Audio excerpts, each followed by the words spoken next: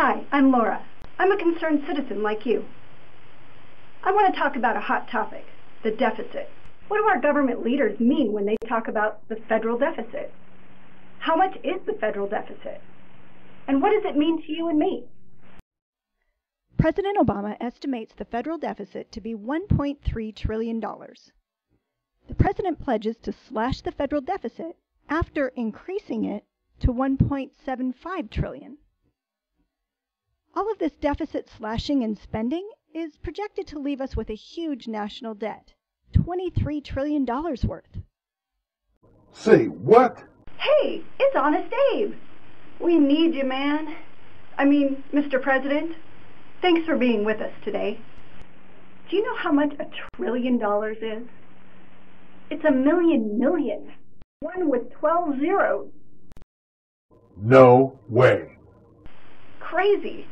Remember when a million sounded like a lot? To help us cut through the jargon, I've visited the Government Accountability Office website. I looked up the U.S. government financial statements for 2008, $2.6 trillion coming in, and money going out, or the cost of our government, for the same period equaled $3.6 trillion. So there's the $1 trillion deficit. What we never seem to hear is that our $1 trillion deficit is stacked on top of deficits from previous years totaling $9 trillion, for a grand total of $10.2 trillion in debt. You have got to be kidding me. I don't think that our leaders are leveling with us. They're accumulating debt at a staggering rate, and you and I, and our children, are going to have to pay the price. Our leaders will have to raise our taxes and take an even greater share of our income than they already do. We need to tell them to apply the brakes now and look at ways to cut spending. That's what you and I would have to do. If we were spending more than we were taking in, we'd have to look at ways to cut spending. We should expect them to do the same. You can do something. Call your representative. Call your senators.